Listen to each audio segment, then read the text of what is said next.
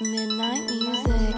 Coming up this week on Kings of the Rings podcast, it is a very different show, a very sensual show this week, a late night show here with the Warden, Matt Ritter from the Smackin It Raw Podcast. We're going to talk about the fallout from Crown Jewel, a little bit of a preview of War Games, a social media superstar showers with the United States titles, and AEW lost their King of TV. So there's no loop here because we smack it raw tonight. It's Kings of the Rings podcast, episode number 358, Raw Dogs with the Warden, Matt Ritter, exclusively here on Wrestle Addict Radio, and it starts right now. Midnight Music.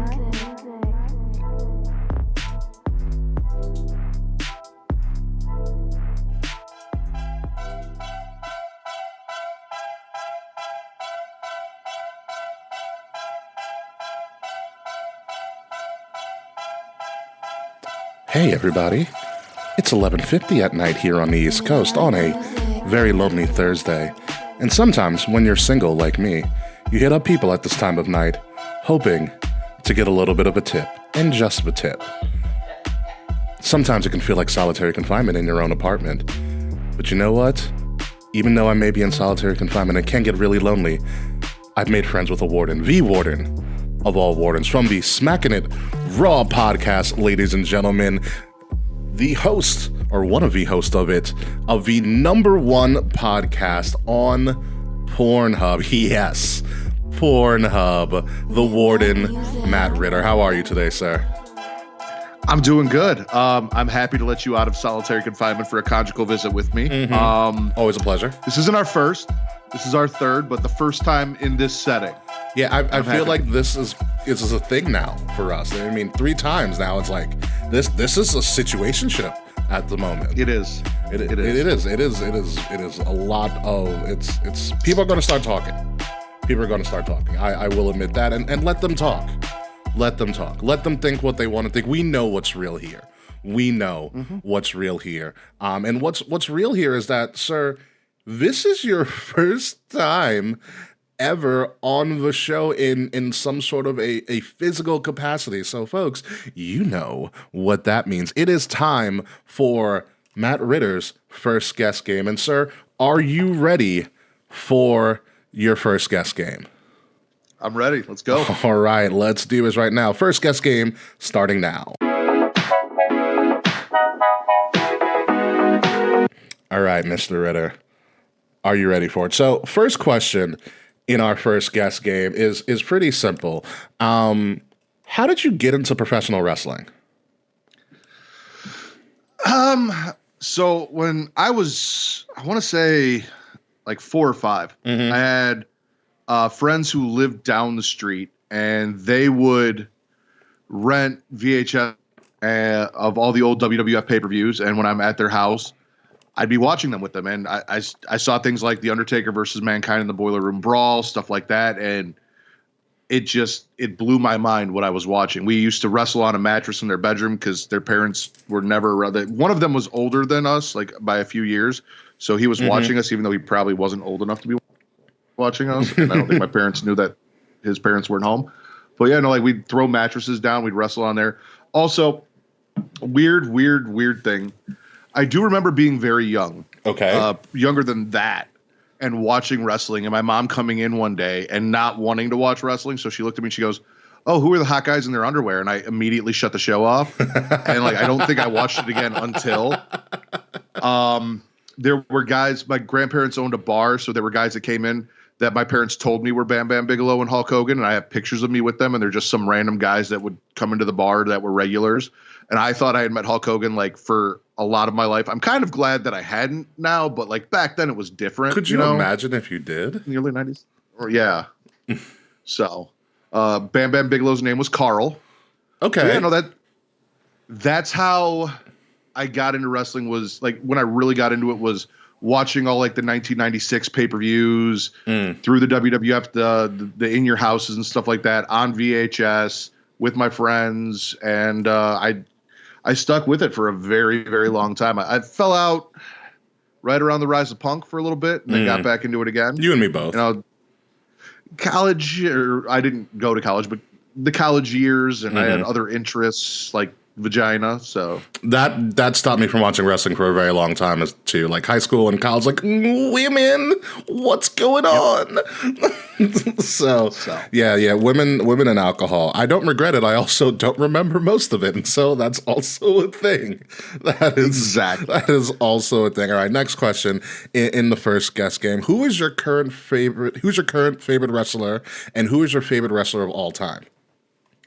Favorite wrestler of all time is easy. That's The Undertaker. Has been forever. I would have said Bray Wyatt. Unfortunately, Bray passed. Yeah. So right now, actually wrestling, I honestly don't think I have a favorite like right now. Like wow. There are people that I really like, but I don't think there's anyone that I am head over heels for. I've been a lot more into women's wrestling recently than I really have the men as well. So Good time to be a women's wrestling fan. I love seeing what NXT is doing with Roxanne and Gigi Dolan and Lyra Valkyria and all of that. I'm a big fan of Abaddon, and she does not get used enough, and it disappoints me. But I've always been into those darker characters like Malachi, like The Undertaker, like Bray, like Abaddon. But I honestly don't think there's anyone that's kind of at this point. So. Very, very interesting. I think that's the first that no one that's ever been posed that question has ever said we don't have a favorite current wrestler. But I do kind of like that. It gives you some range a little bit. Next question here: what is your favorite match of all time? My favorite match of all time, and I honestly don't know why, is Undertaker Triple H WrestleMania 17. There are so many better Undertaker matches. That's a unique call. That is a very unique call. I know, but WrestleMania 17 is my favorite pay-per-view of all time. Okay. And I was very into the American Badass Undertaker at the time. I was very into the story that he was telling with Triple H. It's the first of many WrestleManias between them. Because they went from 17 to 27 to 28, right? Yep. So I kind of like the history and the lore there, but when I think of WrestleMania 17 and everything that happened there, I always think Undertaker and Triple H, and it is my favorite wrestling pay-per-view of all time. Now, don't get me wrong. I know there are better matches, and I have this thing where my favorite isn't always the thing that I know is the best. Okay. Like with horror movies, my favorite horror movies in a franchise generally aren't what I consider to be the best movies in the franchise, but they're my favorite for various reasons. I love Halloween 6. I know it's not the best Halloween. I fucking love it. Like, it is what it is. So. Listen, there's always one that, you know, that you got to pick. And so Halloween 6 is your thing. Halloween 6 is your thing. I'm not a horror person myself, but that's a me problem, not a you problem at all. So I feel like I know this answer because I do control most of the social media surrounding KOTR as well as Wrestletic Radio. Frets helps me out a lot too as well. But how did you first hear about us? I mean, it was through Twitter. Yeah. We ended up following each other. I know you guys had reached out to me. I had seen your show on Twitch. You guys had posted some streams.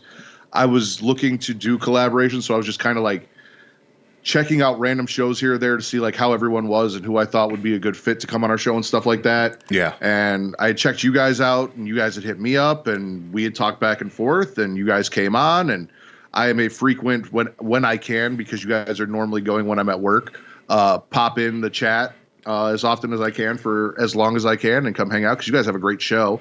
Thank you. Appreciate that. But yeah, no, it was absolutely through Twitter. Yeah, that's honestly, that's everybody's answer. That's usually, they're like, oh, it's either through Twitter or it was Rickie. Rickie hit me up. No live single. It happens. So here's a two-part question. If you were a professional wrestler, what would be your pro wrestling name? And also, what would your finisher be?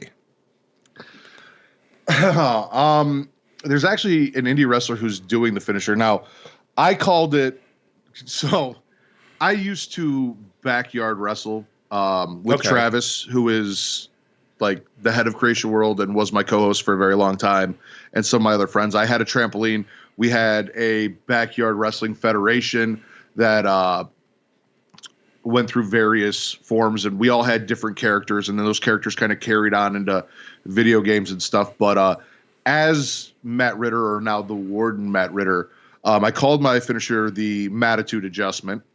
Okay, and nice. It's a backdrop into a uranagi. So you get them up in the backdrop and you float over into the uranagi. And I literally just saw an indie wrestler using it as a finisher. Will Gray had posted something, and I'm like, I need to see that again because I think he just did my fucking finish. So is it a fireman's carry? No, or he has him straight on his back? So he picks him up in like a backdrop, like like a back body drop. Okay. Takes over into a uranagi. The other thing, that's which really drives me unique, insane, because I feel like I invented it. Hangman Page's Deadeye. Okay. I called it the reverse tombstone. I was doing it when I was fucking 12 years old. I had a rip-off character that I created called Havoc. He was basically just the Undertaker, and I wanted to do a tombstone, but I didn't want to do it. So I put a guy on my back and tombstoned him. And then Hangman Page showed up, and I'm like, motherfuckers. I have a wild story like that has haunted me ever since. And this is a sideberg real quick, but it's haunted me ever since. So in college, I was taking a BS computer business course or something. And so as part of that thing, we had to do like this seminal final assignment. It was a group project, like all great college courses are. And the group project was come up with a business and create a business proposal based on the tools that most of us already fucking knew how to use. So what ended up happening was me and the two other Joe Schmoes next to me who were more like we were intellectually more advanced than this class, and so we were like, yeah, let's just work together and just pull something out of our ass. And so the premise of our business was, what's the laziest thing we can put together in a very short amount of time and still make it look good? And tell me where you've heard this before. This is also back in 2008-ish. 2008, 2009, we came up with a business called Lazy Shiz. So we thought we might get in trouble for saying shit in college, so we called it Lazy Shiz. And I fucking hate that I'm saying this, but it was a door-to-door food delivery service. Our premise was... The premise was you were too lazy to get off your ass and get your own food, so we would get it for you. We got tied for best business. Never saw those two guys again. Never thought about it, and then years later I was like, that's fucking Uber Eats. Did you look to see if any of those guys are in any way, shape, or form tied to either Uber Eats, DoorDash, any of that? Like, did they just take that idea and actually do something with it? I don't know. Because we all went to Towson University, so I'd have to like look up her bios and be like, so and so is a Towson alum. I'm like, that's the one. I'm suing for rights. Mm-hmm. That has haunted me to this day. I'm like, I could be successful. I mean, don't get me wrong. I'm 5'8" and I'm nowhere near as athletic as Hangman Page, but I could do what I call it. And he came up with a far better name for it than the fucking Vacates tombstone, which also pisses me off. But like, it was. I'm 36 now. So that was 14 years ago. So like, yeah. See, I feel like I invented it, and somehow Adam Page just found out about it. I feel like that's what happened. Yeah, somebody was watching. Was like, "Oh, that was probably a great freaking idea," and went with it. That's my theory about someone in that class, whoever be the people I did it with or whatever, just said that's a great idea, ran with it, and just maybe even changed their name, and just made it fucking rich. Fucking like we had the idea. Oh my God. Yeah, it's bad. Anywho, all right. So final question of the first guest game. And this is the question you have to answer as intuitive as possible. If you've seen the show or listened to the show, you might know what this question is. But are you Team Slack or are you Team Fuck You Slack? I'm Team Slack. Wow. I did not see that coming at all. Is there any reason why you are Team Slack? No, not really. Okay, fair enough. I just nothing against Slack. I'm kind of sorry. I feel like you know who Slack is in our Twitter world. Nothing against Slack. When we get up, I have to definitely show you when that bombardment of Slackting started. It is a great clip in the archives of KOTR. He was our first fan reaction video, and we decided to annihilate him. Listen, we have a guy who comes to all of our live streams. He's in your Discord, Taekwon. Oh, freaking Taekwon. And Taekwon sexually harasses me every show. He does the same thing to Will. It's actually kind of funny. Says all sorts of dirty things to me about how he wants me to do dirty things to him and all of this stuff. So, like, I don't know. I kind of enjoy having people around that watch the show, that participate, and sometimes you can absolutely destroy them.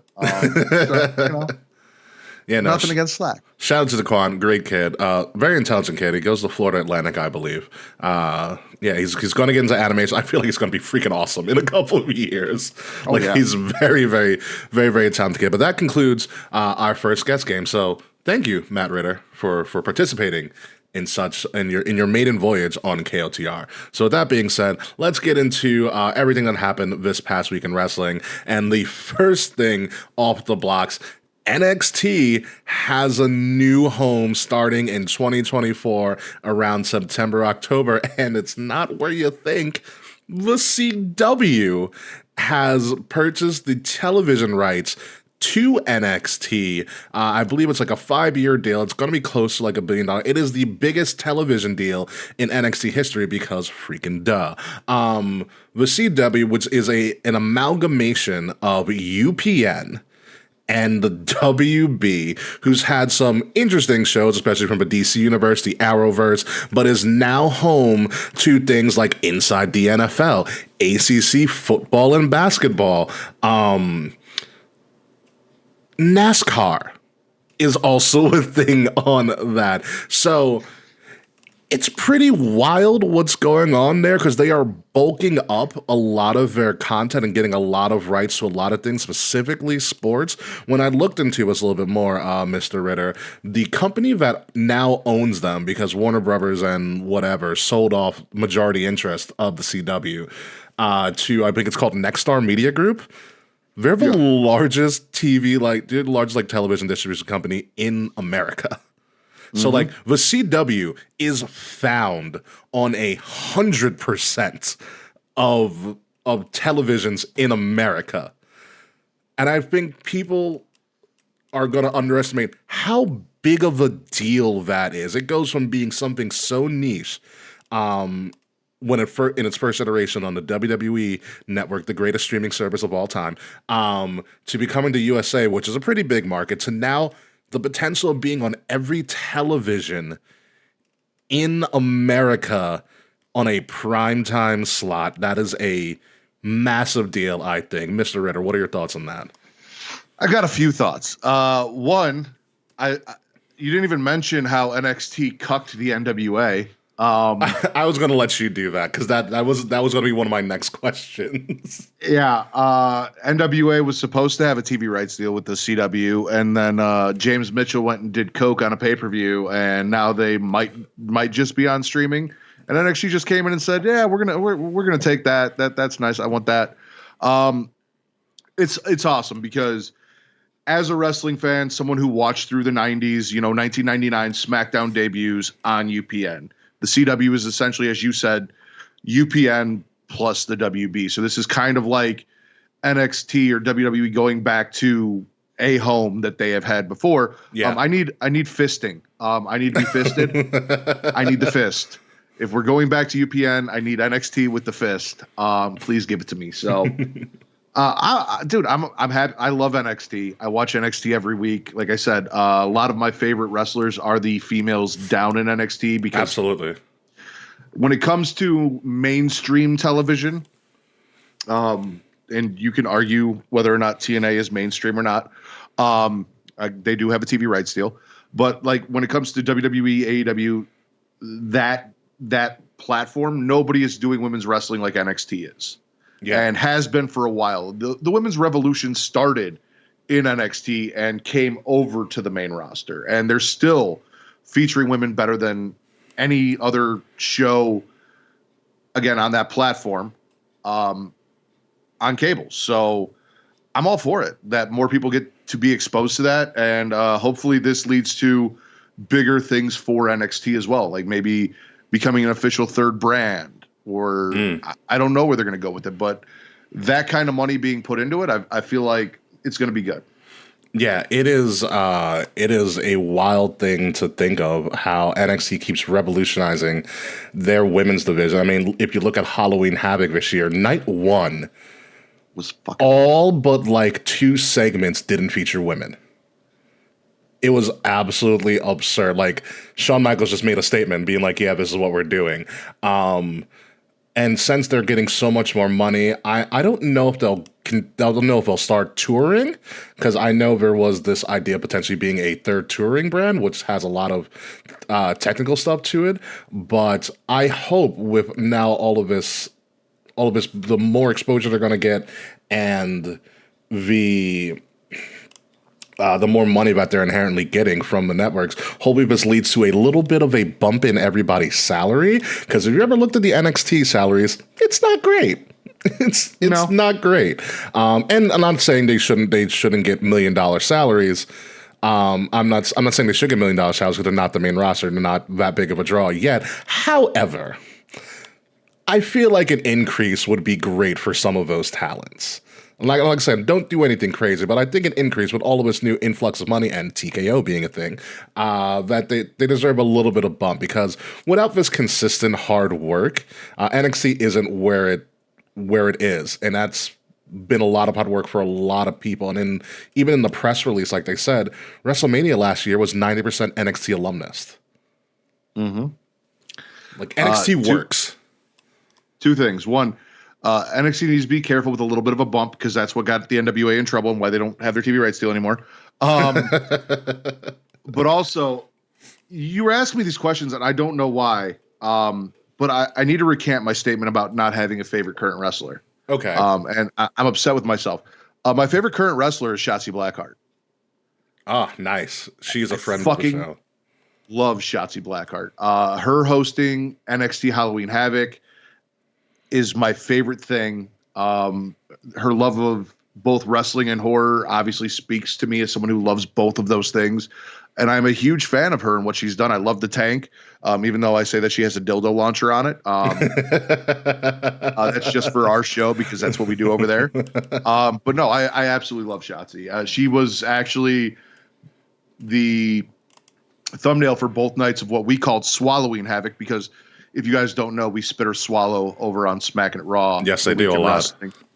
That's what we like to do, is spit and swallow. So we went with Swallowing Havoc, nights 1 and 2, and then I used Shotzi's face to kind of recreate the Halloween 2 poster for our last thumbnail. So yeah, no, Shotzi Blackheart is 100% my favorite current female wrestler, or current wrestler, period. Yeah, no, that's awesome. Her pinhead to start off night 1, I was like, that's amazing. Oh. Like, that's amazing. I'm not a horror person, but Ghostbusters? Yeah. Oh, that hit me, because I'm still like, they just dropped the trailer for the new fucking Ghostbusters movie that's coming out next year, and I'm stoked. I am stoked. So. No, and I'm not a horror person, but I did love the Hellraiser series. I have no idea why, but big fan of Pinhead and all of those Cenobites and all those crazy mofos. We just talked, me, Katie, and the Will Gray just talked on getting off the entire Hellraiser franchise on That's Sunday. Awesome. We just dropped that episode. Pinhead's an elite villain. I love that guy. Nice. Nice. That is amazing. That is an amazing little token to have. But yeah, congratulations to NXT. This is a major deal. And I foresee that the people leading NXT into this new generation are already there. And so it means there might be not a lot of movement for those people for a while until you get, kicked off in this new era. We'll see. We'll definitely see what happens. But let's move on to the other big news coming out of WWE. They announced that there's a WrestleMania week. Who freaking knew? WrestleMania week in Philadelphia has finally been announced. It includes SmackDown Hall of Fame combination on Friday, April 5th, NXT Stand and Deliver on April 6th. Earlier that day, I will probably be drunk as hell in the parking lot somewhere in Philly. And then the Raw after WrestleMania, the biggest Raw of the year, quote unquote, on April 8th, with combo tickets starting to go on sale next week. Next week, and all of that fun stuff. What is interesting about this press release that I read is that it did not include in any way, shape, or form during that quote-unquote WrestleMania week a WrestleMania Access or a Superstore at all. What it did include was that for the first time ever, Fanatics is going to be sponsoring like some sort of WrestleMania merchandise and autograph experience. So that might be something completely new. And I mean, I love WWE for using the weapons that are available to them, like Fanatics, but I am very concerned that we might be losing out on Access / the Superstore. Oh, yeah. Because for me, I've been to a couple of WrestleManias, Matt, and it's one of my favorite things to do is just run around like a kid in a freaking candy store looking at all the crazy things. So what are your thoughts on this WrestleMania week news? I mean, it's really no different than anything that we've done as far as the schedule for like the last couple years. So Correct. WrestleMania, literally SmackDown and the Hall of Fame are on my birthday. WrestleMania always falls right around my birthday, which is April 5th. I really wanted to go this year. Being an adult kind of got in the way of that. So instead, I'm going down to Tennessee to visit a buddy of mine who moved down there a year ago, and the Will Gray and Allison. We're going to get together, all of us, and have a little WrestleMania party in Tennessee. But he's going to freaking cook, isn't he? I'm so jealous of that. Oh, he is. I cannot wait. Can't wait to put Will's meat in my mouth. No, like, I'm with you though. Like, I've never gotten to go to a WrestleMania. I'm biding my time. It's going to happen, especially now that my daughter's getting a little older and I'll be able to like take her and she'll be able to like be awake for it and all that. Like once we get there and she can enjoy it, I'm going to make it happen. But losing the Superstore, losing access, because I'm someone who goes to conventions, who likes to meet actors and wrestlers and things. We talked a little bit about that before the show. Stuff like that. So having that is really cool. And if they're replacing what they already kind of have in place with something new, where either it's not going to offer that or it's going to it's going to be a different experience, because SummerSlam, Katie and the guys from Young Kings Wrestling, they were at the Superstore that they had in Vegas for SummerSlam, and they were talking about how awesome it was and all that. Like, that's something I want to experience. I don't want to have missed my chance to do that, because that's been a part of WrestleMania for a very long time, and it's always something I've wanted to experience. I'd hate to have it replaced before I got to go. Yeah, no, they have really done. My last WrestleMania was Dallas in '38, the return of Homelander. But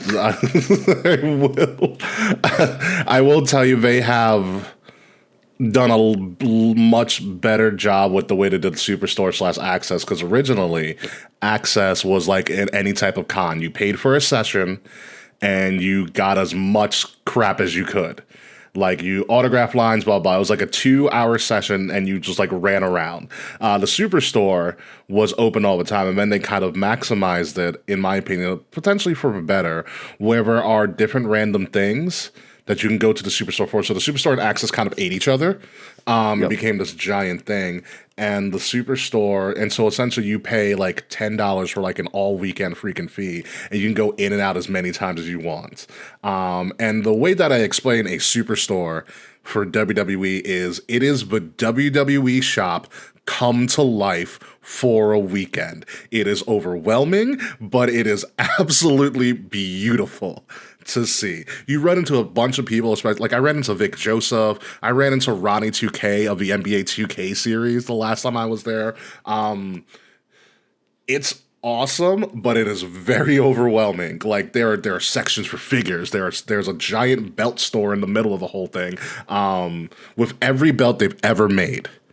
Like, it is aggressive. It is a very aggressive pull at the superstar. And that's where I lose most of my money. I'll be completely honest with you. That's where all the money goes. That's how I got the U.S. title behind me. I was going to say, I have a couple.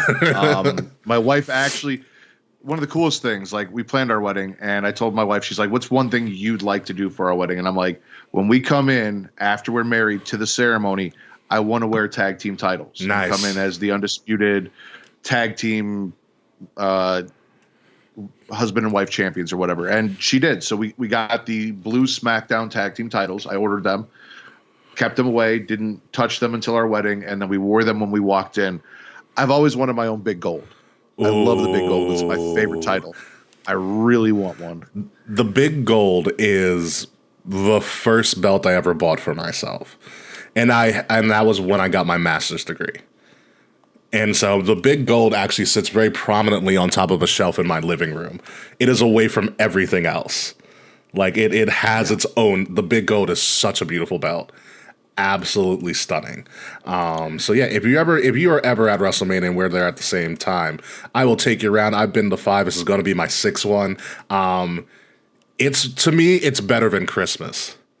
Like, this is pure. This is wrestling. This is the poor man's Super Bowl. WrestleMania is one of the greatest things I go to as consistently as possible.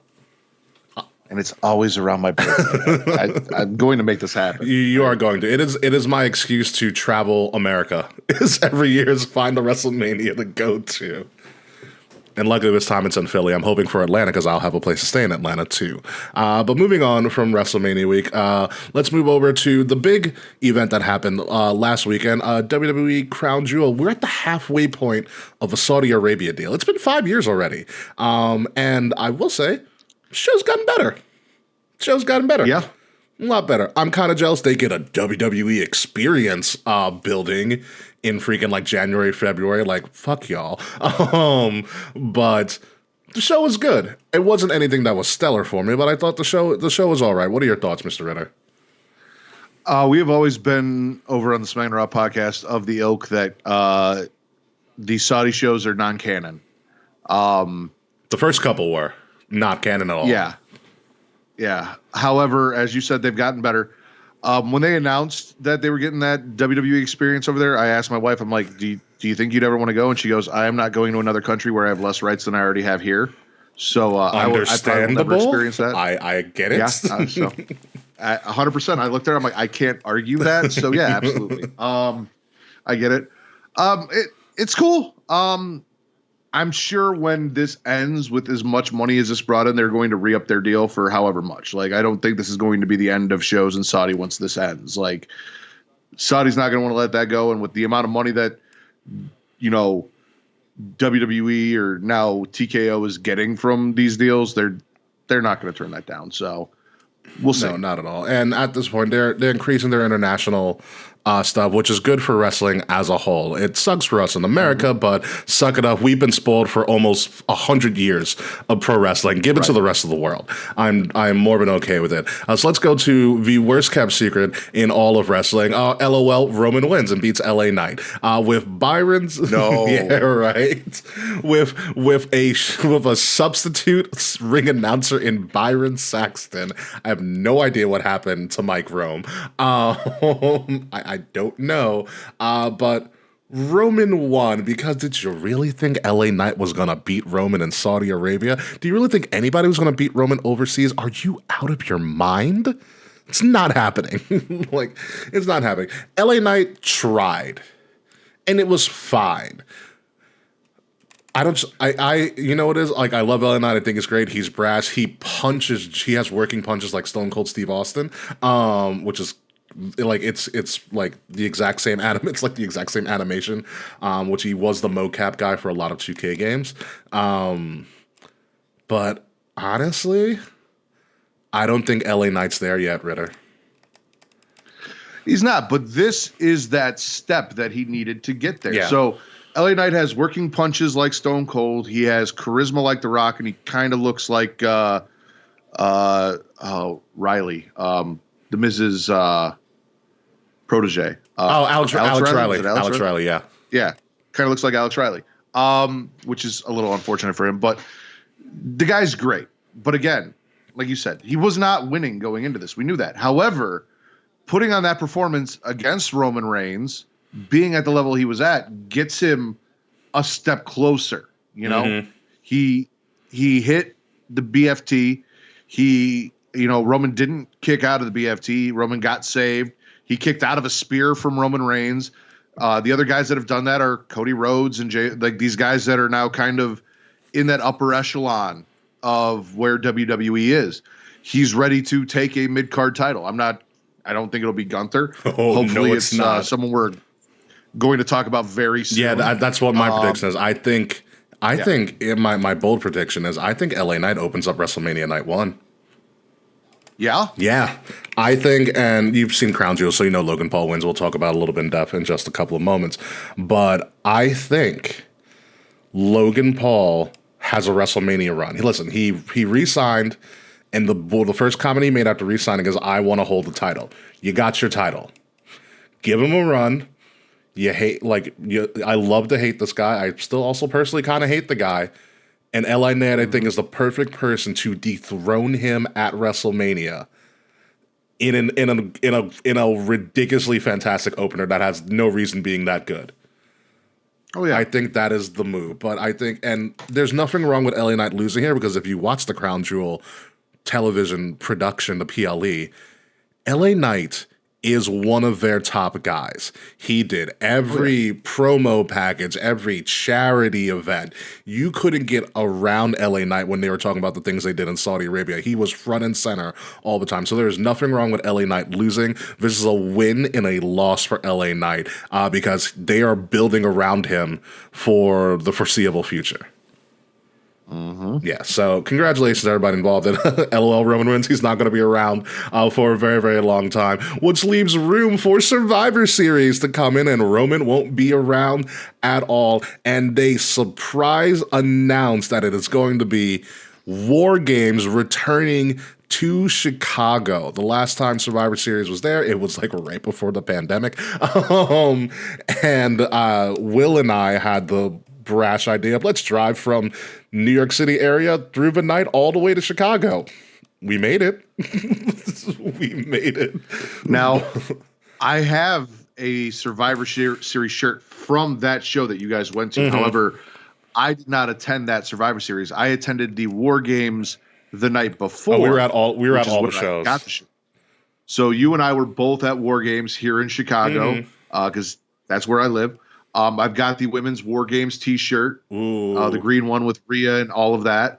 That's why I went. That's what I was there for. You know, EO coming off the top of the War Games and the fucking trash can and all of that. The return of NXT version Kevin Owens for a night. Amazing time. It was a good time. Loved that weekend. Hate that arena, but love the weekend. We're working on it, all right? We're working on it. Listen, the United Center's right there, but I get it. Acoustics. Keep telling yourself that. WWE. Keep telling yourself that. But Survivor Series is returning. War Games. Somehow Triple H found a way to make this work, probably because Vince is out of the picture. War Games is coming. It's literally coming in like 2 weeks. We're going to talk about that a little bit more when it comes up. The men's War Games match has been set. Also, Zoe Stark is going to face off against Rhea Ripley, and Adam Pearce with his best William Regal War Games impression. I was very impressed with Mr. Pearce. I was too. Now, the entire men's War Games match is not set though, right? Didn't they say it was 5-on-5? And right now we only have four for each. 4-on-4, yeah. Right? Yeah. I don't know if it's going to be. So, it's traditionally 5-on-5, right? I thought they said it was going to be 5-on-5, so I feel like we've got one more person on each side. Now, my prediction from the way things are going would be that Drew would side with the Judgment Day and be their fifth. But it's going to be very interesting to see, because whether you believe rumors or not, or who you believe about, their dog having a torn ACL, it being in Chicago, a lot of people have speculated one CM Punk. There are also rumors that Randy may be close to, if not ready to come back. There's a lot of interesting possibilities who could slide into that last spot on the babyface side. Yeah, I'm going to lean towards Randy because I don't want to see Chick Magnet around anywhere near the WWE at this point. Listen, Seth Rollins was right when he called him a cancer. Seth Rollins was absolutely correct. He has a track record, but you're not. The WWE's not going to escape it. The CM Punk chants have already begun on their shows, and it's only going to get louder. So either he shows up, or WWE just ignores it and brings out Randy and hopes that Randy can win the crowd over. We'll see. we will definitely see with that. But more on that a little bit later. Also going on in Crown Jewel is the depressing predicament that Damien Priest is in at this point in time as Senior Money in the Bank. Crappy briefcase aside, I am losing a lot of faith in this man cashing in. This was his perfect moment at Crown Jewel. Mr. Fretz and I said this might actually occur, and we thought we had it, and then Sammy stole the briefcase, all for nothing because he had to give it back on Raw the next, couple of days later. But, Mr. Ritter, are you losing as much faith in Damien Priest as I am? I am, and it's baffling to me. Some of the booking decisions in both the companies, but in WWE, the booking decisions with Roman and where we're at with Roman now have kind of baffled me a little bit. They Brock Lesnar him. I feel like there's a lot of, and I talked about this with AEW on our show, but the same thing with WWE. I feel like there's a very clear path, and a lot of times, for whatever reason, they've been deciding to just kind of take detours and like go see a ball of yarn for a little while on the side of the road for no fucking reason whatsoever before they get to where they're going. And it's just making the trip much longer and you're getting bored. And that's Damien.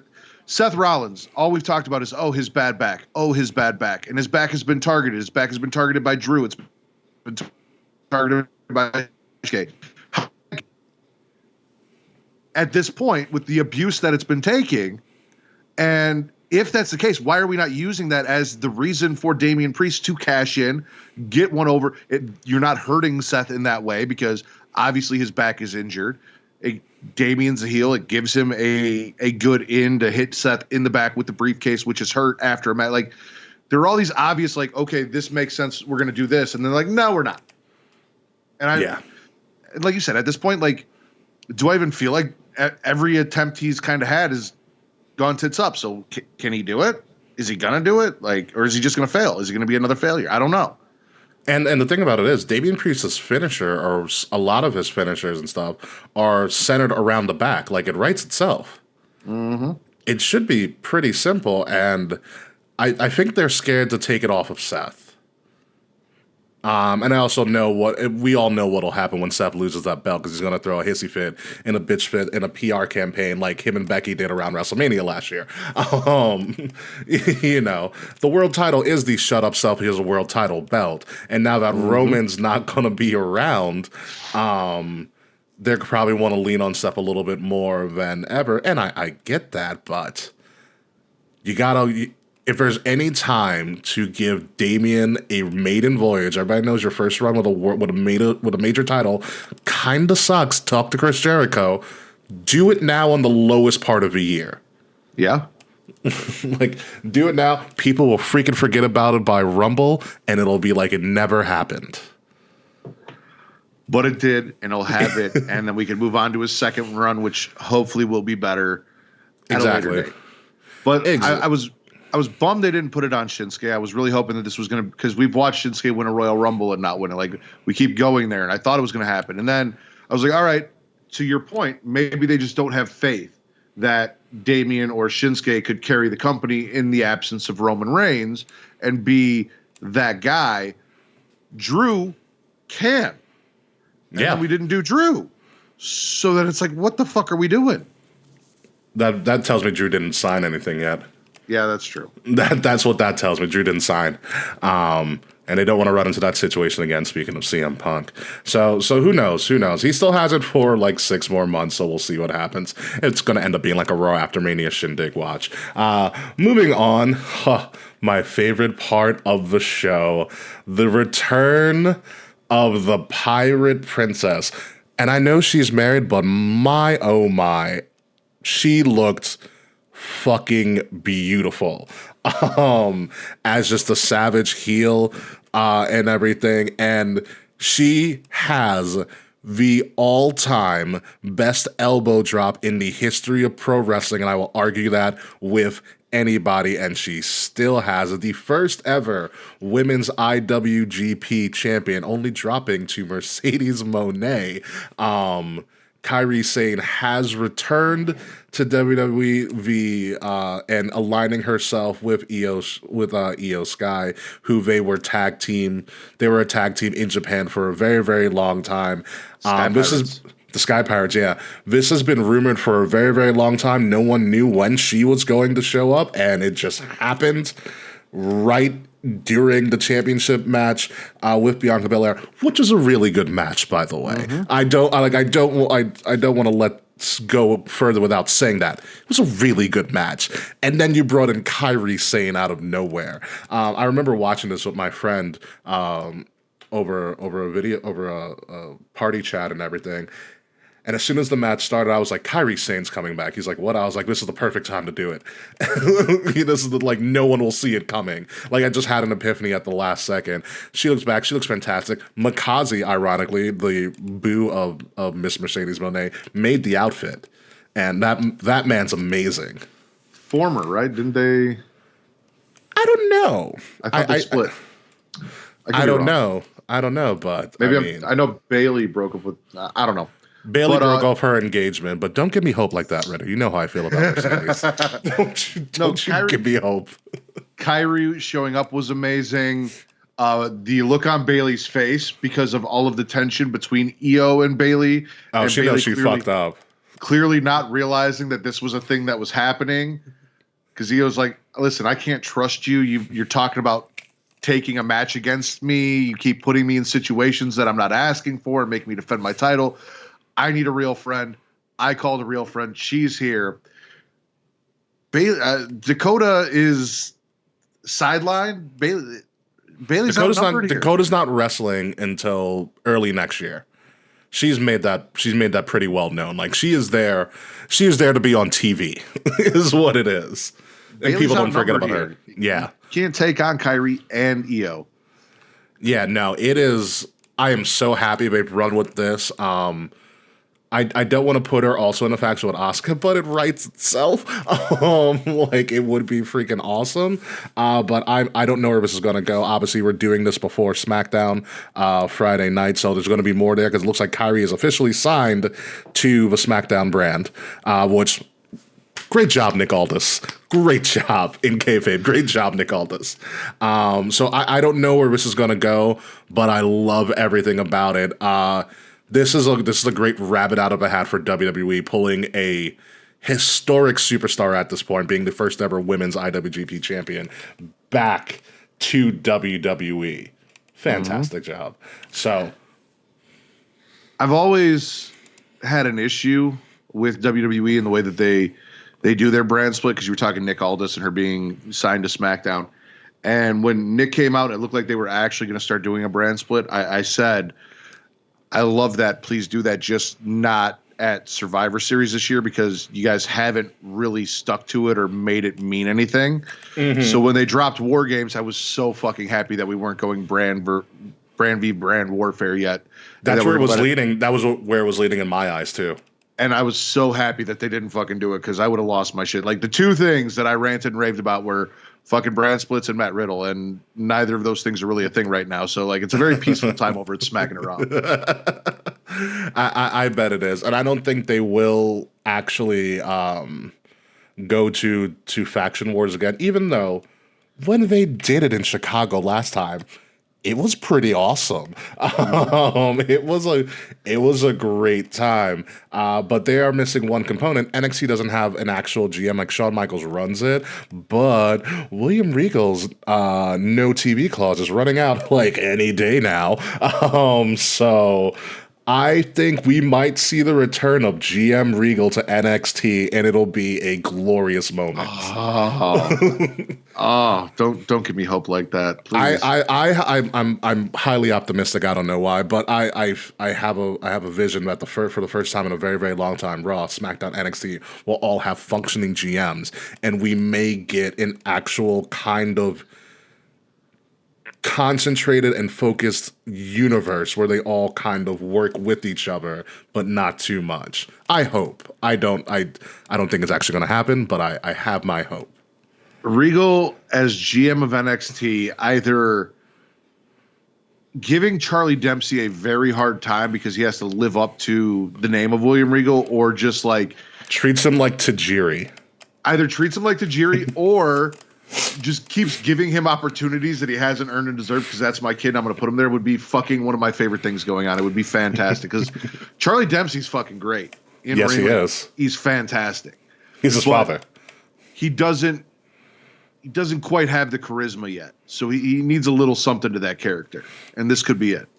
Yeah, I do have now that I'm kind of fantasy booking NXT if Regal returns as GM.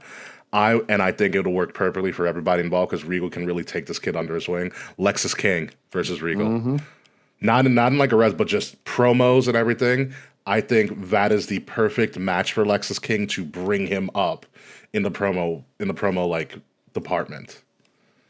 I think the story writes itself. There's a lot you can do with that. And also, he is such his father. Like, I know he's like, I'm not Brian Pillman's kid, but you so are. Like, everything about you screams Brian Pillman. Mm-hmm. And listen, that's the best place for him to go. And I really want him on the Austin podcast. That'd be good. That'd be really great. It'd be awesome. But again, Kairi Sane is returning, and Pirate Princess. I'm so happy. So happy for that.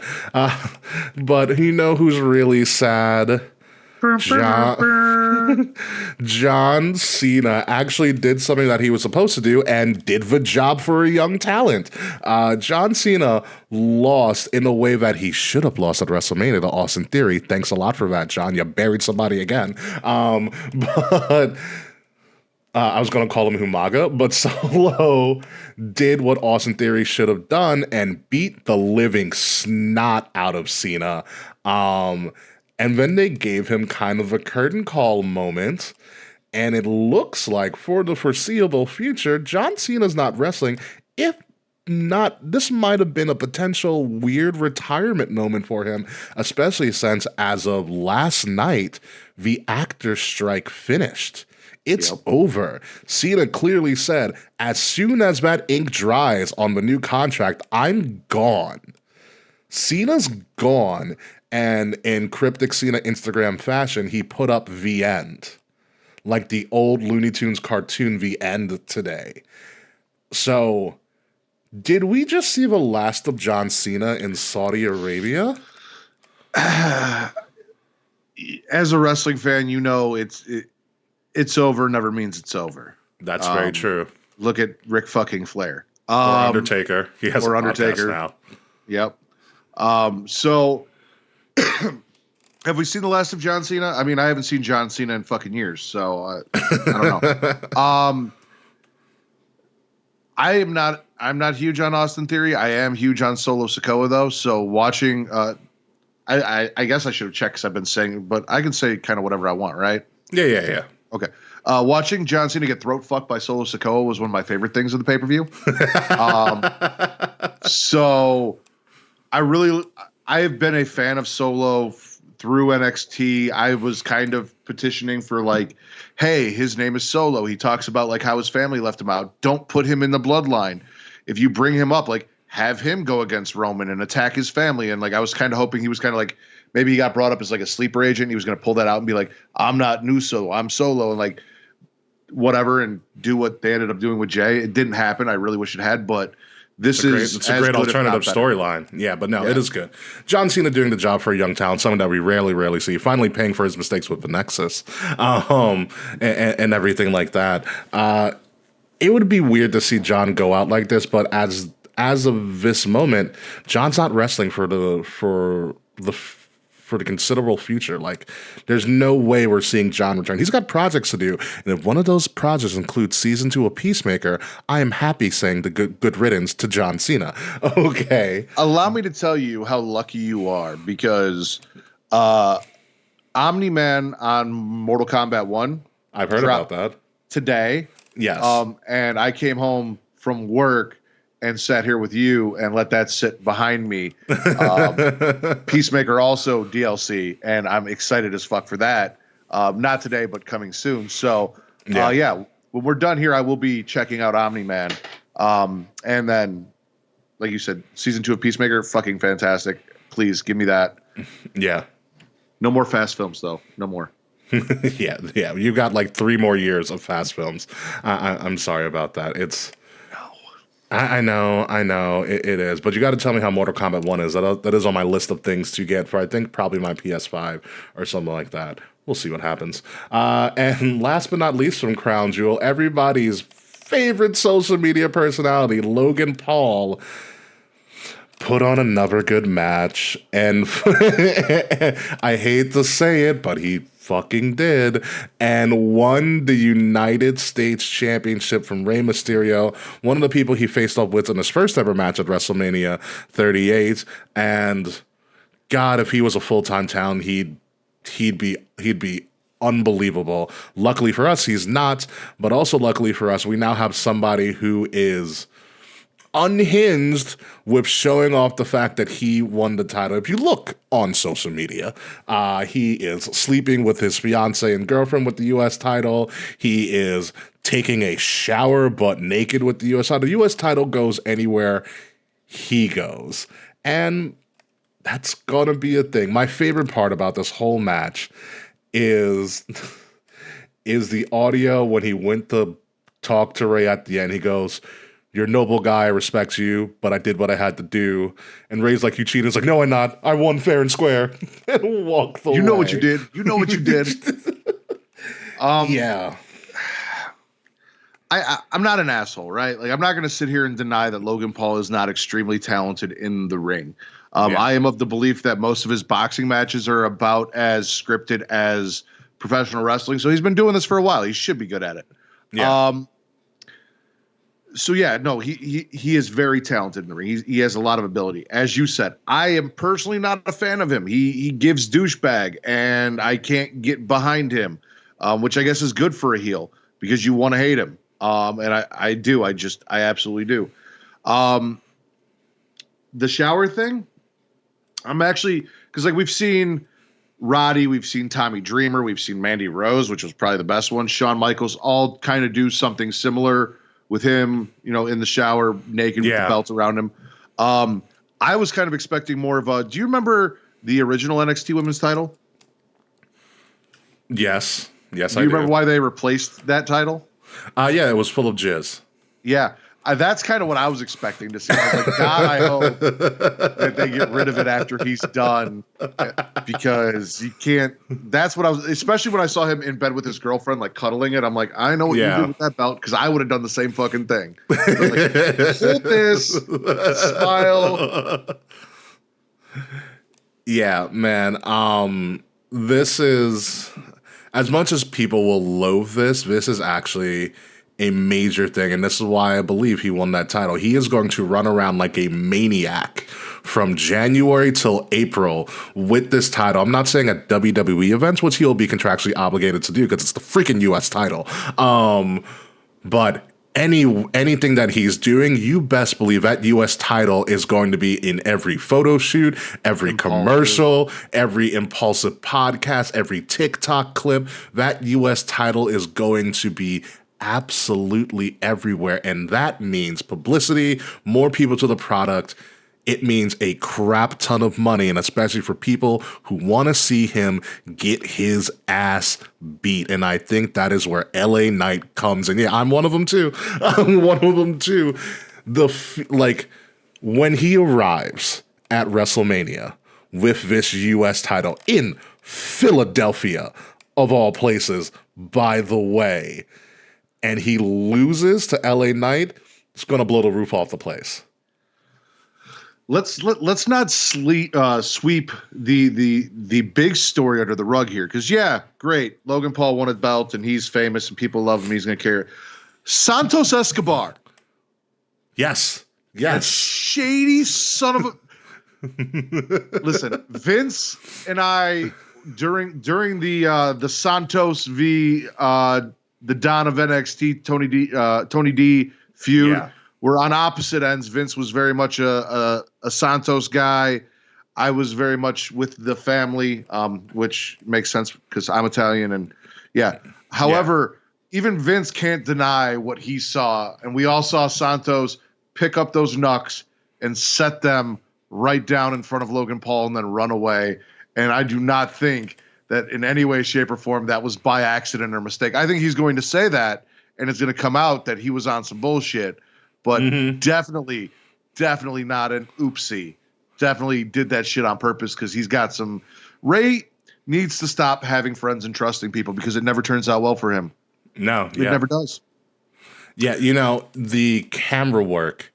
As I've grown to love Marvel movies and stuff and been watching breakdowns of stuff, I've become very aware and very observant about different tricks that are done to emphasize different things. And that was a deliberate camera shot that they panned to where you can clearly see him placing it down ever so nicely for Logan Paul to get. Like, that was a deliberate move, and whoever called that shot needs a raise because that is perfect. That's something WWE doesn't really do, where they don't really pull the curtain back and show you what's going on, and they did it deliberately for the first time in a long time, and I thought that was a brilliant move. And that's another question that's going to have to be answered on SmackDown. And if this brings back heel Santos, which I think was the best version of Santos, the best dressed version of Santos too. I was very jealous of the amount of amazing clothes he wore on NXT week in and week out. I'm all for it. He needs to get a little bit of more of attitude. He's pretty much like the Robin to Ray's Batman. And he needs to start becoming that mafioso character again, because that's when he really, really shined. So you want him to go from Robin to Red Hood? Potentially, yes. Okay. Potentially, yes. Let's get nerdy. Yeah, we can get nerdy. I don't know what that means for the LWO or Carlito or everything. What's amazing that he's back as well. I kind of also want to see in this run, and I don't know if they'll actually do it because they might actually hurt each other. I want Logan Paul versus Bad Bunny, Royal Rumble, U.S. title. There's real beef. There's real beef there. So that's why I don't know if they'll actually do it. They legitimately do not like each other. When you look at celebrity wrestlers, and we're still going to consider Logan Paul a celebrity wrestler. I would agree, yes. Pat McAfee, Bad Bunny, and Logan Paul are probably three of the best celebrity wrestlers that we've ever seen come in and do it. Bad Bunny literally put everything aside, trained, and wanted to do this, loves this. He relocated for 6 months. Exactly. Logan Paul, I have this hard time because I tell myself, like I said, I think all his boxing matches are scripted. I'm like, he can't honestly be that good at that. But then he comes in and he does this, and he's as good as he is, and I fucking hate it so much because I just don't want him to be good, and I want him to fail, and because whatever. And then Pat McAfee again, fun as shit, and does his thing. So seeing two of those celebrities go at it in that way, who are as talented and as good at this as they are, for being someone who's not, trained up in wrestling the way that everyone else is, for the amount of time that they've been, would be really cool to watch. Yeah, I'm very scared that Bad Bunny might actually start beating him up because he's not a fan of Logan Paul living in Puerto Rico as his primary residence. But we'll leave it at that. I don't blame him. We'll leave it at that. I wouldn't be happy with Logan Paul living in Chicago. I get it. So there's that. But let's shift gears over to the Tony Khan show. And Chris Jericho, who just celebrated his 53rd birthday, finds a way to somehow remain relevant. He has teamed up with Kenny Omega, who might be doing a deal with Sega for one of their matches coming up at Full Gear. That's the rumor. And Kenny and Chris Jericho are now known as the Golden Jets. That is a thing. There's a T-shirt there. I understand it's a play on Golden Lovers. I don't know where the Jets comes from. I don't know if Chris Jericho's a Winnipeg Jets fan. He probably is because he's billed from Winnipeg, although he was born in Manhasset, Long Island. So I don't know where this is going, but at this point, Ritter, do you think Chris Jericho's just dragging this out? Chris Jericho's been dragging this out since he signed with AEW. I have not enjoyed a single thing that Chris Jericho has done in AEW. I'm not necessarily of the opinion that he's not put anyone over, because he has. He's lost to guys. He has. But I have not been a fan of the Pinnacle. I was not a fan of the JAS. I'm not a fan of this. Jericho here has not done it for me in any, I wasn't a little bit of the bubbly guy. He's not doing it for me. I'm also personally not a huge Kenny fan. So these two together, I'm not even a big Young Bucks fan, but I find myself siding with Matt Jackson and all this and being like, yeah, Matt's fucking right. Fuck you, Kenny. Fuck you, Jericho. And it bugs me a little bit, but it is what it is. So whatever. Yeah, it's. It's. They should have called themselves the Winnipeggers. I mean, they already have a tag team that scissors people all the time. The Winnipeggers fits in perfectly. Exactly. Fits in perfectly. I don't know with Jericho. I just feel like he just jumps from faction to faction to try to make things work. And there was a time when Chris Jericho was essentially the Madonna. In the Madonna of pro wrestling, where he could just find a way every generation or every couple of years to reinvent himself. You still know it was core Chris Jericho, but there was always these little changes to his character and personality, from the way he walked, the way he talked, what he wore, the way he did his entrance. Oh wait, Jericho's the best Jericho of all time. And now I feel like it's rinse and repeat. I don't know the difference between bubbly Pinnacle Jericho, JAS Jericho, and Golden Jets Jericho. I don't know the difference anymore. And the thing is, my first experience with Chris Jericho was when he came to WWE. I wasn't really watching WCW. Now, we've gone back over on patreon.com/creationworld. You can check out Return to Wrestling, where we've been covering WCW. And I'm holds all of that.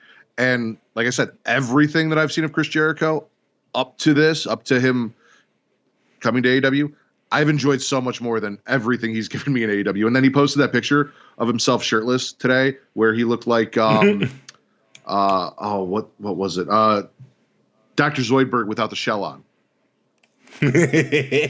So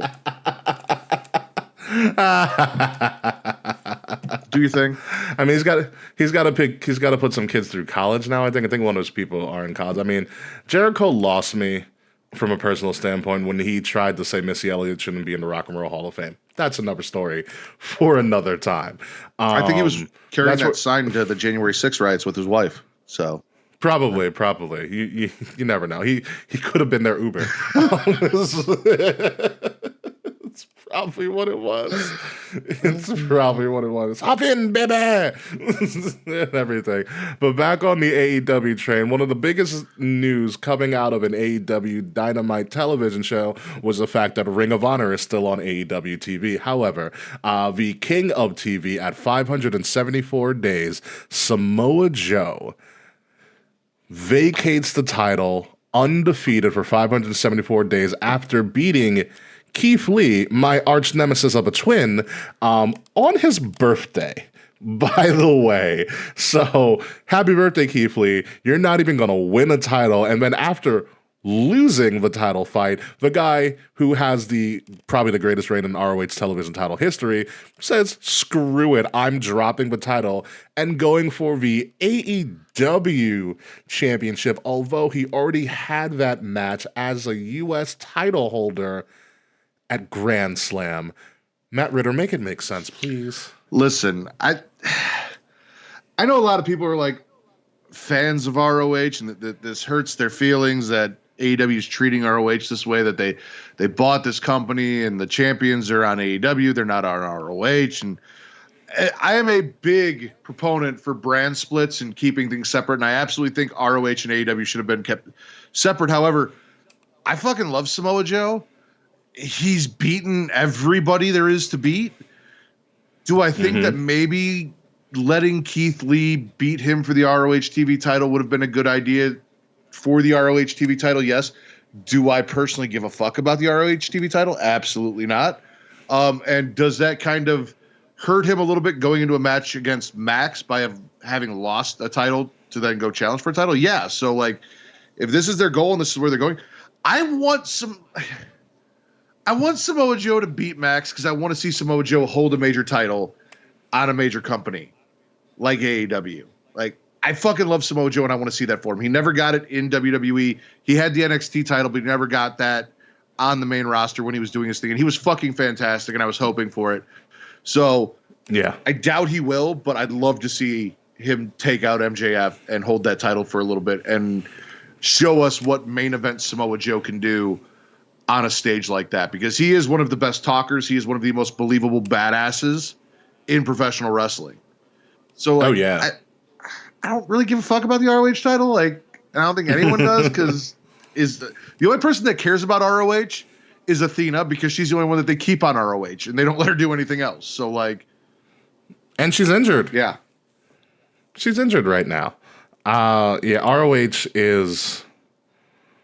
I'm so upset. I had a lot of hope for ROH because I thought they could do a brand split, and then Tony being Tony just gave AEW everything. Gave AEW like 7 hours of TV on a weekly basis. Like, you couldn't give anything to ROH, but hey, it's your company. You do what you want in between your lines of coke, Tony.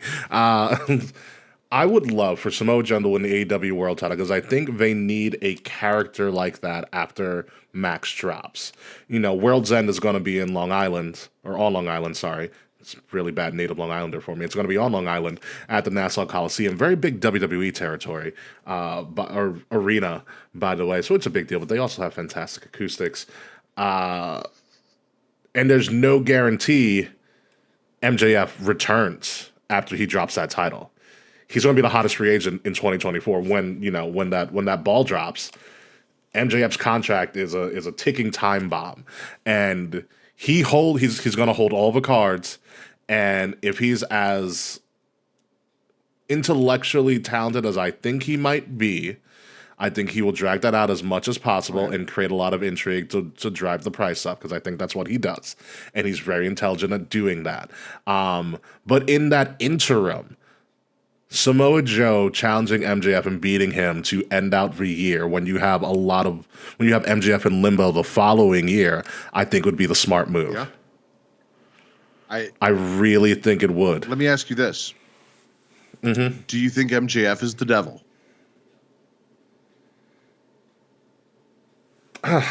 You know, because there's a lot of theories. I don't know. I've seen, obviously we talked Survivor Series, but there's the CM Punk theory that all this has kind of been a work and the devil is CM Punk. And I saw some people really grasping at straws to like make, because Shinsuke did the GTS, so that's a sign that CM Punk's coming to WWE, blah, blah, blah.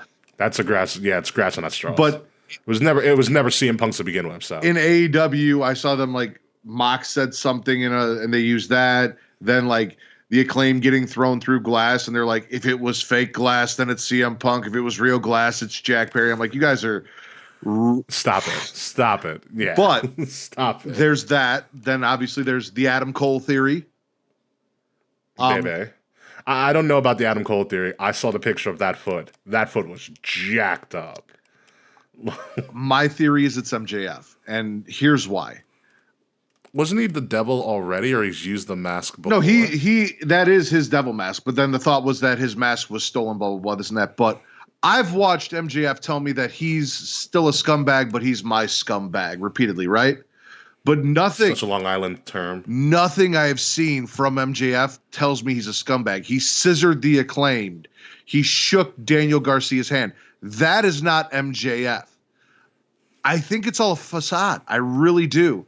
I think he's really the devil. I think when all of this plays out, it's going to reveal that it's him, and we're going to see that heel MJF come back, and it's all going to be a big fuck you. You guys thought I was this nice person. You guys believe me, this and that, blah, blah, blah. And I really think this is who he truly is, and this is where we're going. And I feel like if that's not where we're going, I don't think anything else would be as big of a payoff or as fun of a payoff as that. I don't know who else they could put under that devil mask and keep MJF the way he is, and it'd be entertaining. And losing to Samoa Joe would be a good reason to drop the whole, he's lost the Triple B. Now there's no reason to pretend anymore, Yeah. No, because I'll say this. MJF's babyface run is not entertaining to me at all. Not at all. And I think Samoa Joe beating him and MJF throwing like a temper tantrum and then disappearing for a while would think would be perfect for him. Because it gives you storyline leeway to do a lot of different stuff with that. Especially if he's going into contract negotiations, you write him off TV. But yeah, no, MJF needs a change. The bromance with Adam Cole had a thing for a while, but it felt forced. Especially watching it it felt really forced.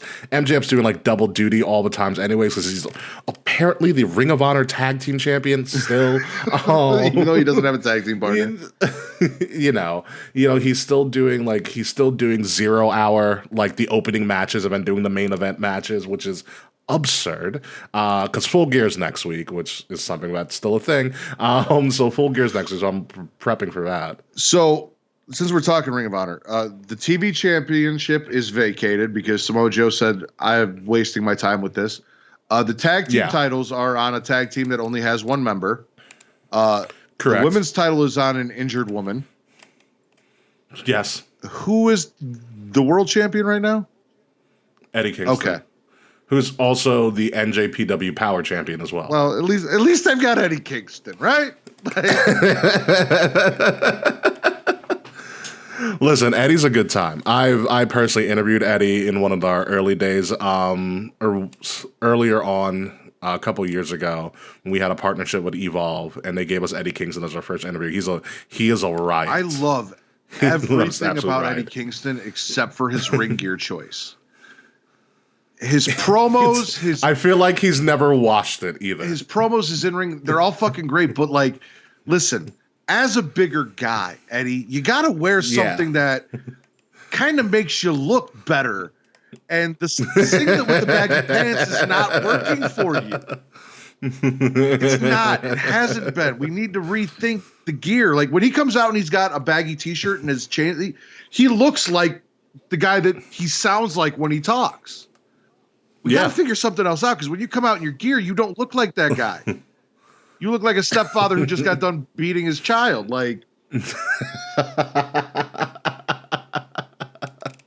Oh man, yeah, Eddie, that is very true. Eddie Kingston has never changed that gear at all, and it's still.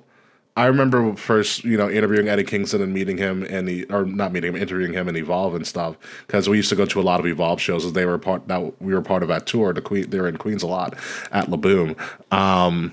It's still shocking to see what he did. He was in a faction in Evolve. Eddie Kingston was called the Unwanted, if you remember the Unwanted, and it included Eddie, Swerve, and Joe Gacy. Okay.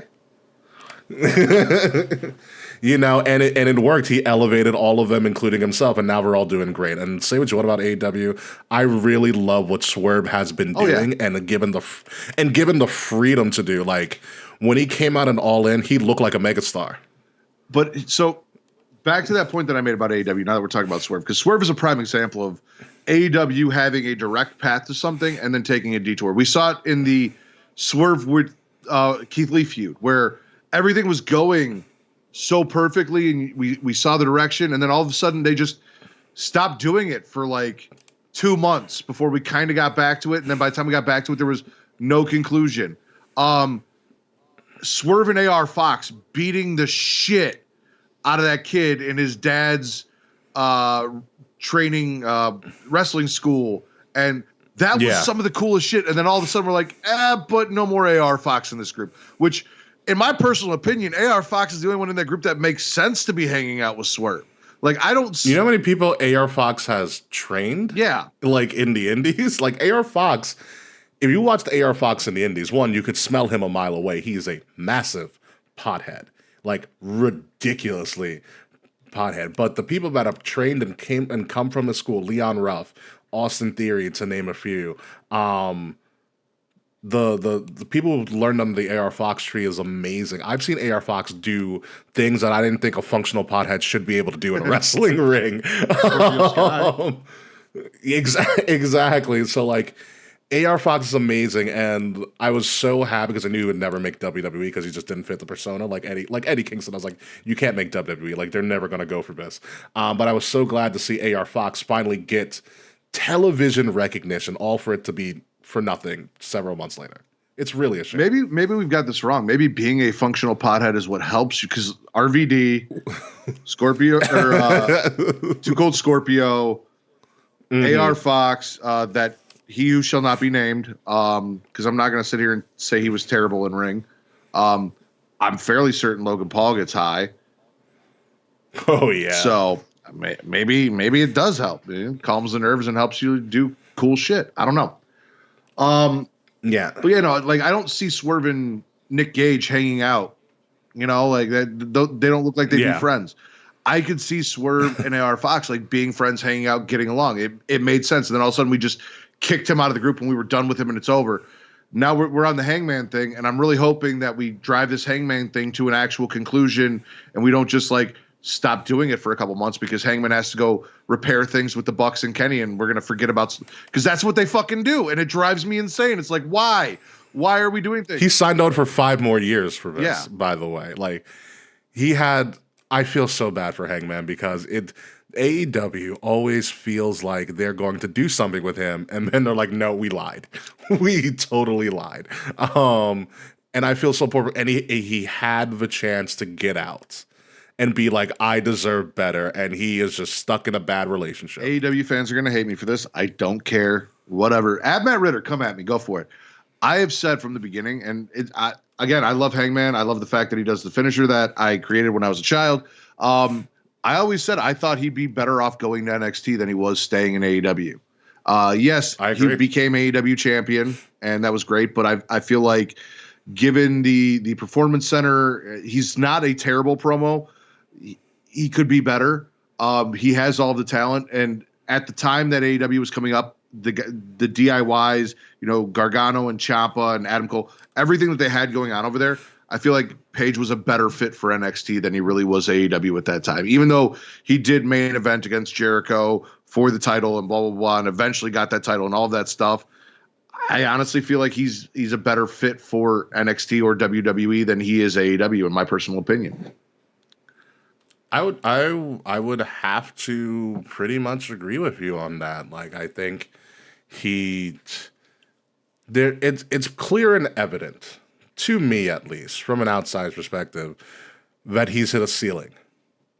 He's hit a very, very hard ceiling in AEW, and they're not going to let him go further unless something dramatic happens, which I don't see at all. And he's stuck in a loop. And he's not going to get out of that loop because he's contractually obligated for the next 5 years to stay in that loop. And I'm concerned about his future. I really, really am, because he has all the talent in the world. All the talent in the world for Hangman, and I feel like it might get wasted. Because he won't be able to grow and develop, like you said, if he were to in NXT and get the coaching. That's why it's taking Jade Cargill so damn long. Yeah. I'm not comparing them as people, but I feel like Adam Page in AEW is Benoit in WCW, where he hit that ceiling. He did become world champion, but he hit that ceiling, and he kind of knew, like, we have our Hogans, we have our Flairs. In this case, we have our Stings, we have our Edges, so on and so forth. And that's kind of where they're putting their money, and there's not much for me going forward. And he's going to have to move on to, again, like you said, break that ceiling. Yeah, and who knows if he's ever going to be able to do that. But, folks, that is the end of our show this week at the great hour of 1:15 in the morning Eastern time. So I want to first thank Matt Ritter for coming on the show and Smackin It Raw for the first time ever. We finally got you on and everything. So the floor is yours right now. What would you like to plug? Plug anything you want, sir. You guys can check us out live every Saturday, 11 p.m. Central, midnight Eastern on twitch.tv/creationworld or youtube.com/creationworld. Smackin It Raw Podcast is the #1 wrestling podcast on Pornhub. You can follow me on Twitter at Matt Ritter. This is at MATTRIDDER, which is right there below my name. Also yes, it on is. TikTok, Instagram, Threads, and Blue Sky at Smackin It Raw, no G. And if you're a horror fan, you can come check us out at Getting Offed on X. And same thing every other Sunday live on Twitch and YouTube at 11 p.m. Central, midnight Eastern for that, where we talk horror movies. Awesome. So without further ado, I need to finally get some sleep and all of that fun shit. So, ladies and gentlemen, you have been listening to Kings of the Rings podcast, episode number 358, Raw Dogs, because it's 1:15 at night, and I am Raw Dogging here with the Warden Matt Ritter from the Smackin It Raw podcast. You can find me at Ambassador Biggs across all social media outlets whenever I decide to return. Hint, hint, it's next year. Find Kings of the Rings podcast at KOTR_podcast across all social media outlets, Facebook, Instagram, Twitter, because I damn sure am not calling it X. Fuck you, Elon Musk. YouTube, Twitch, all that in between. KOTR_podcast for all things Kings of the Rings. If you're listening to us, make sure you're listening to us on Wrestle Addict Radio, the cure for the common wrestling podcast, the same home of the WrestleMania podcast, the Wild P podcast returning soon, and the Brace for Impact podcast, which is on a little bit of a season hiatus at the moment. Find Wrestle Addict Radio on all social media at addict_wrestle on Twitter and Wrestle Addict Radio everywhere else. The links to all of that stuff are going to be in the description below. When I come back next week, I am going to be having another special guest who is going to be breaking down with me AEW Full Gear, because apparently AEW Full Gear is still going on. So I have to prepare for that. Hopefully I'll be bringing in another fellow podcaster from the Midwest. Apparently I like you guys. So stay tuned to figure out who's that going to be. But until next week, folks, goodbye, good night. We'll see you soon. And I'm not Team Slack over here, so fuck you, Slack. We'll see you next week.